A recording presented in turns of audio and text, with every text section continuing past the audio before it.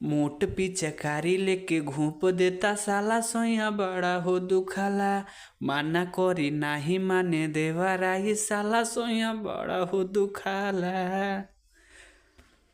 तो नमस्ते प्रणाम, एक बार फिर से राइटर ऑफिशियल चैनल में आप सभी लोगन के स्वागत बा।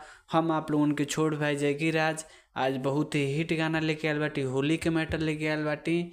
और हमके आशा ना पूरा विश्वास बा गाना आप लोगन के बहुत ही ज़्यादा पसंद आई।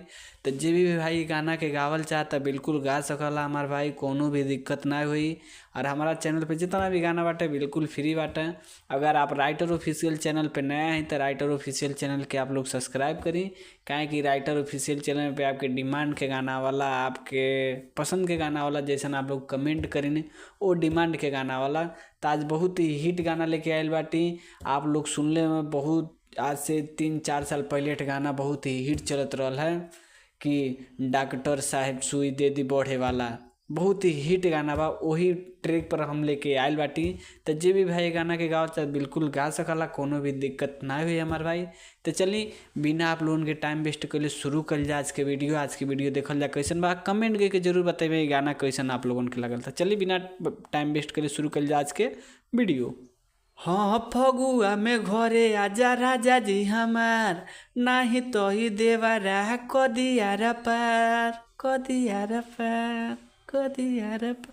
और फगुआ में घरे आजा राजा जी हमार, नाही तो ही देवरा कदियार पार कदियार पार। और ऊपर से डारे डार कहिले बकाला सोया बड़ा हो दुखाला। माना करी माने नाही देवरा ई साला सोया बड़ा हो दुखाला। मोट पिचकारी लेके घोचताटे भला जैसे सोया बड़ा हो दुखाला। तो आप लोगन के मुखड़ा कैसन लागल हमार भाई, प्लीज़ कमेंट करके जरूर बताएं। आपके भाई आप खातिर इतना मेहनत करला डेली, तो प्लीज़ भाई आप लोगन के फ़र्ज बनला कि अपना भाई के सपोर्ट करी। कमेंट करके जरूर बताएं वीडियो कैसन रहल, कैसन लिखाइल रहला, कुछ मैटर गड़बड़ होकर तो ये प्लीज़ कमेंट करके जरूर बताएं हमारे भाई। कुछ दिक्कत होकर वो बताएं। अगर आप हमसे पर्सनल सॉन्ग लिखवाल चाहते स्क्रीन पे आपके नंबर शो करते हैं हमारे भाई 8756090687 ही हमारा पर्सनल नंबर बा हमारे भाई। आप हमसे डायरेक्ट कॉल पे बात करके अपन गाना ले सकेनी, मनपसंद के गाना लिखवा सकेनी। व्हाट्सअप भी कर सकेनी हमारे भाई, व्हाट्सअप पे मैसेज करके अपन गाना लिखवा सकेनी। अपना मनपसंद के आपकी डिमांड के गाना हमारे भाई बहुत ही कम चार्ज में जो भी भाई हमसे लिखवाल चाहते कॉल करके संपर्क कर सकला हमारे भाई, और अपन मनपसंद के गाना लिखवा सकला। तो चलिए आप लोगन के टाइम ना वेस्ट कल जा, चलल जा अंतरा के तरफ। अंतरा देखल जा कैसन बा। अगर आप लोगन कैसन कोनो डिमांड होगे तो कमेंट करके जरूर बताइए कि अगला वीडियो हम कोना डिमांड पे आप लोगन के लेके आई। तो चलिए बिना टाइम वेस्ट कर शुरू कर जा। फर्स्ट अंतरा देखल जा कैसन बा, ताई फर्स्ट अंतरा सुनल जा। हाँ देखले में लागेला खाली छोटे छोटे लेके घूमेला पिचकारी मोटे मोटे अरे मोटे मोटे। देखे 2 बार गायक बा हमारा भाई। हाँ देखले में लागेला खाली छोटे छोटे लेके घूमेला पिचकारी मोटे मोटे कारी मोटे मोटे। लहंगा में आके रउआ मार जाई ताला सोया बड़ा हो दुखाला। माना करी माने नाही बात हमार साला सोया बड़ा हो दुखाला। मोटो पिचकारी लेके कोचो ताड़े साला सोया बड़ा हो दुखाला खाला। तो चलल जा हमार भाई लास्ट अंतरा के तरफ। लास्ट अंतरा देखल जा कैसन बा। और उससे पहले बहुत सारा भाई कमेंट आप लोग देख सकें, भाई लोग कमेंट के लिए कि हेड ट्रैक पे गाना चाहिए। तो आप लोग इंतज़ार करी भाई, आपके भाई के वादा बा कि आपके डिमांड पे गाना आई। वो भाई के कमेंट स्क्रीन पे आप शो करते हो कि भैया गाना मैं छोटा हूँ गाना। तो देखिए भाई हम हर वीडियो में बताए नहीं कि देखिए गाना लिखले के जो भी भाई राइटर अगर आप बनल चाहते हैं तो सबसे पहला ध्यान आप तुकबंदी दी। तुकबंदी का मतलब आप समझी गाना के हर गाना के लाइन लास्ट के जो शब्द होला मिलता जुलता शब्द होला हमारे भाई। जैसे साला माला गाला ये गाना के तुकबंदी बा। तो ऐसा न तुकबंदी होला, वैसे आप जैसन मैटर डारी वो मिलता जुलता शब्द रहे ओकर तुकबंदी सेम टू सेम डारी। तो ये जान ली आप बहुत ही हिट गाना लिखे में, बहुत ही सुपर हिट गाना लिखे में, हमहू से अच्छा गाना लिखे में आप अगर आप लिखले ध्यान दें तो। और सबसे बड़ी बात बाकी हमारे भाई आप लोग सबसे पहले आप लोग लिखले ध्यान दें, चाहे गलत लिखी चाहे सही लिखी जब आप लोग लिखे तो इससे आप लोगों के समझ में आवे लगी गाना कैसे।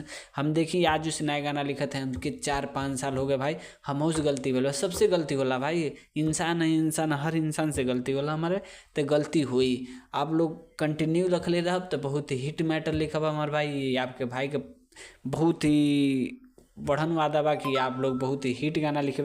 अगर आप लोग लिखल चाहते हैं तो आप पहले लिखल शुरुआत करी, चाहे कैसन भी लिखत हैं लिखी, पहले लिखे तब समझ में आए कैसे लिखाला कैसे का होला, आप लोगों के ऑटोमेटिक समझ में आए लगे। तो चलिए आप लोगों के टाइम वेस्ट ना कर जाए, हमारे भाई टुनटुन भाई के लिखले थे, टुनटुन भाई कमेंट आप लोगों के शो करते, टुनटुन भाई के नाम बा, हमार नाम आप लोग जाना थे जैकी राज। अगर आप कोई भी लोगन के नाम चाहते कि गाना में हमारा नाम हो तो अपन नाम कमेंट करी, आपके भाई के बाद अब आपके नाम जरूर आई हमारे भाई।